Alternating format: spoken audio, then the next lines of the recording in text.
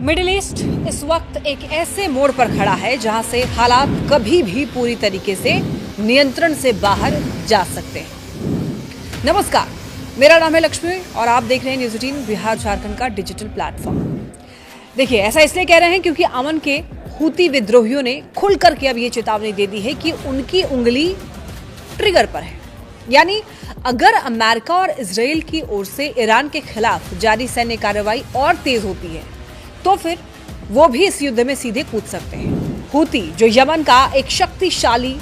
सशस्त्र संगठन है और जिसे ईरान का करीबी सहयोगी माना जाता है, पहले भी कई बार इजराइल और उससे जुड़े समुद्री जहाजों को निशाना बना चुका है, खासकर रेड सी जैसे रणनीतिक रूप से बेहद अहम समुद्री रास्ते में, जहां से दुनिया का बड़ा हिस्सा व्यापार और तेल सप्लाई होकर गुजरता है। ऐसे में उनका ये बयान सिर्फ एक चेतावनी नहीं बल्कि एक बड़े खतरे का संकेत माना जा रहा है, क्योंकि अगर हूती इस युद्ध में सक्रिय रूप से शामिल होते हैं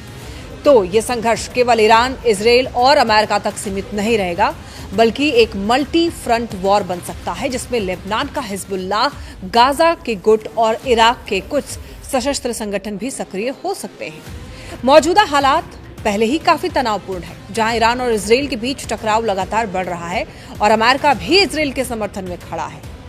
ऐसे में हूती का ये रुख पूरे समीकरण को और ज्यादा जटिल बना देता है।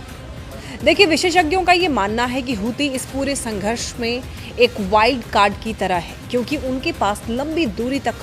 मार करने वाले ड्रोन और मिसाइल सिस्टम हैं और अगर वो रेड सी में जहाजों को निशाना बनाते हैं तो इसका सीधा असर वैश्विक व्यापार और सप्लाई चेन पर पड़ेगा, जिससे तेल की कीमतों में भारी उछाल आ सकता है और इसका असर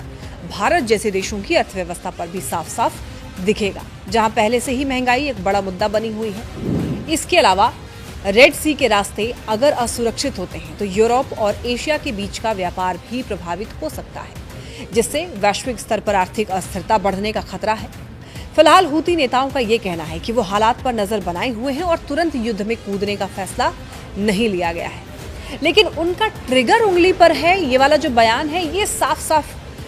बताने के लिए काफी है कि स्थिति बेहद नाजुक है और किसी भी वक्त बड़ा मोड़